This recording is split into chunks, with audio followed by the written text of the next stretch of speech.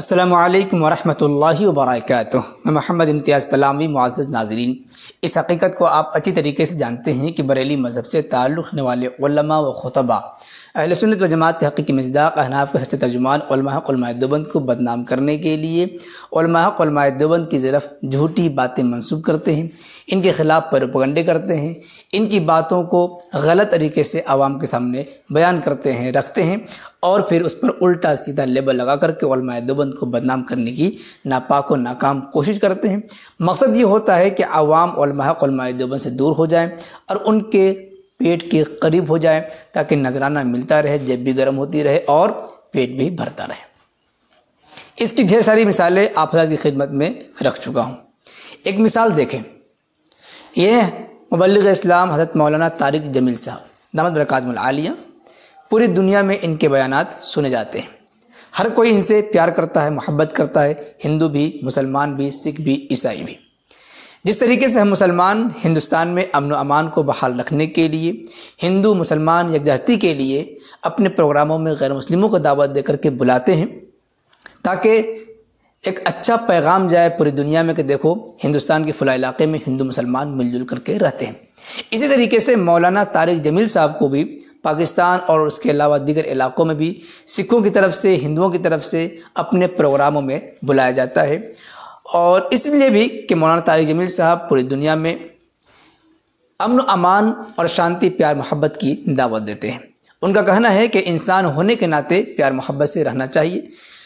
مولانا طارق جمیل صاحب کے اس بیان سے پوری دنیا کے لوگ متاثر ہوتے ہیں، چنانچہ ان کو گردوارہ میں بھی اپنے پروگراموں میں بلایا جاتا ہے تاکہ اس سے سماج میں ایک اچھا پیغام جائے کہ ہندو مسلمان سکھ عیسائی سب کو انسان ہونے کے ناطے پیار محبت سے رہنا چاہیے۔ اب ظاہر سی بات ہے، جب ہمارے پروگرام میں کوئی غیر مسلم آتا ہے تو ان کا ہم استقبال کرتے ہیں، سواگت کرتے ہیں۔ اسی طریقے سے جب ہمارے یہاں کے علماء ان کے پاس جاتے ہیں تو اپنے اعتبار سے سواگت کرتے ہیں، استقبال کرتے ہیں، اور ظاہر سی بات ہے جب کوئی مہمان جائے گا تو ناشتہ وغیرہ بھی ہوتا ہے۔ وہ فوٹوز وائرل ہو جاتے ہیں، ویڈیوز بھی وائرل ہو جاتے ہیں، لیکن آج تک کوئی یہ نہیں دکھا سکا کہ دوسرے مذہب کے پروگرام میں جا کر کے غیر اسلامی کام کیا ہو، یعنی کہ ان کے مذہب کے مطابق پوجا کیا ہو یا کوئی اور کام کیا ہو۔ صرف شرکت ہوتی ہے، مہمان نوازی ہوتی ہے وغیرہ ذالک۔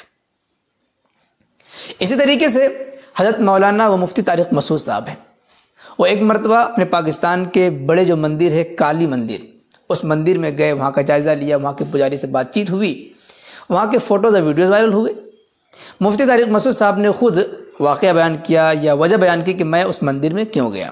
انہوں نے بتایا کہ ہندوستان میں RSS والوں کے ذریعے یہ پروپیگنڈا کیا گیا اور یہ غلط میسج دیا گیا کہ پڑوسی ملک پاکستان میں ہندوؤں پر ظلم ہو رہا ہے، وہاں کے مندر سیف نہیں ہیں۔ تو یہی پیغام دینے کے لیے اور پوری دنیا کو بتانے کے لیے کہ پاکستان میں مندر سیف ہیں، وہاں کے مسلمان کسی مندر کو توڑ نہیں رہے ہیں، مندر بھی محفوظ ہے، مندر کے پجاری بھی محفوظ ہیں، یہی پیغام دینے کے لیے میں کالی مندر میں گیا، وہاں کے پجاری سے بات چیت ہوئی اور ویڈیوز ہم نے وائرل کیے۔ اب مولانا طارق جمیل صاحب کا فوٹو اور مفتی طارق مسعود صاحب کا فوٹو، ان دونوں فوٹوز کو بریلوی خوب وائرل کر رہے ہیں اور اس میں یہ ٹائٹل لے رہے ہیں کہ دیکھو یہ دیوبندی ایسے ہیں جو مزار پہ جانے کو شرک بتاتے ہیں، ہمارے لنگر کے کھانے کو حرام بتاتے ہیں، ہمارے نیاز فاتحہ کے کھانے کو ناجائز حرام بتاتے ہیں، اور یہ گردوارہ مندر میں جانے کو جائز بتاتے ہیں۔ ان کے ہاں مندر میں جانا شرک نہیں ہے بلکہ جائز ہے، وہاں کا لنگر کھانا جائز نہیں بلکہ ناجائز نہیں بلکہ جائز ہے۔ اس طرح کی حرکتیں کی جاتی ہیں اور تصویریں وائرل کی جاتی ہیں، جیسا کہ آپ اس تصویر کو دیکھ سکتے ہیں۔ اس تصویر میں جو باتیں لکھی ہوئی ہیں ان باتوں کو پڑھ کر کے میں پوری وضاحت کر دینا مناسب سمجھتا ہوں۔ لکھا ہے میلاد کا لنگر کھانا ناجائز، مزارات پہ جانا شرک، 11ویں کا لنگر کھانا ناجائز۔ ٹھیک، لیکن آپ ایک بات بتائیں کہ مزارات پہ جانا شرک کس دیوبندی عالم نے کہا؟ صرف مزارات پہ جانا شرک، پورا بیان دکھایا جائے۔ ہاں کسی نے لمبے ویڈیوز کو کلپ بنا بنا کر کے مختصر انداز میں اس طرح کر دیا ہو کہ بات ادھوری ہو گئی ہو اور مزار پہ جانا شرک اتنی بات کہی گئی ہو، بات الگ ہے، لیکن آپ اگر تفصیلی ویڈیو دیکھیں تو صرف مزار پہ جانا شرک کسی بھی عالم نے نہیں لکھا اور نہیں کہا ہے۔ نمبر 1، آگے جو بات لکھی ہے لیکن ہندوؤں کے مندروں پہ جانا جائز ہے۔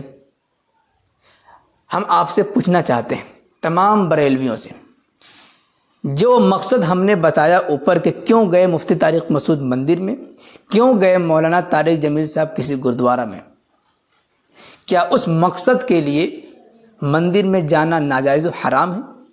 آپ کسی کتاب سے دکھا سکتے ہیں یا کوئی بریلوی فتویٰ اس پر دکھا سکتے ہیں؟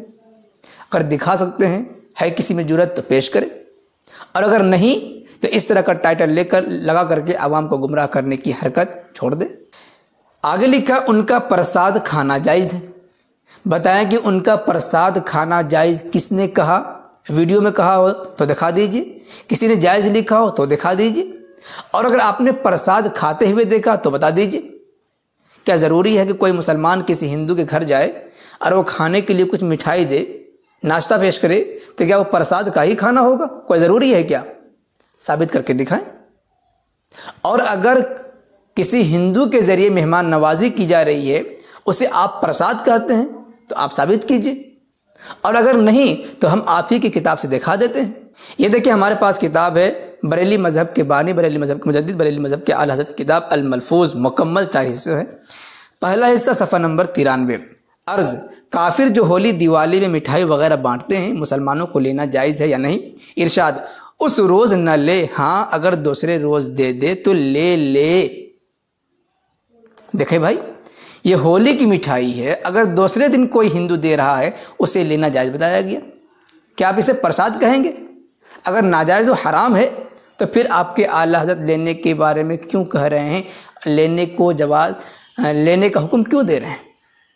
تو معلوم ہوا کہ ہندو کی طرف سے ملنے والی ہر مٹھائی پرساد نہیں ہوتی ہے، ناجائز و حرام نہیں ہے، یہ آپ کی کتاب میں لکھا ہوا ہے۔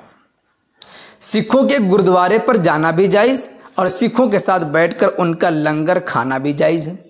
تو یہ باتیں اوپر بھی سیکھ لیا، آپ نے سن لیا کہ سکھوں کے گردوارے میں جانا اگر صرف ناجائز ہے تو اس پر آپ دکھا دیجئے کسی کتاب سے کہ صرف گردوارے میں جانا ناجائز ہے اور ان کا لنگر کھانا بھی جائز ہے، اور یا آپ یہ بھی ثابت کر دیجئے کہ ان کا لنگر کسی عالم نے کھایا ہو۔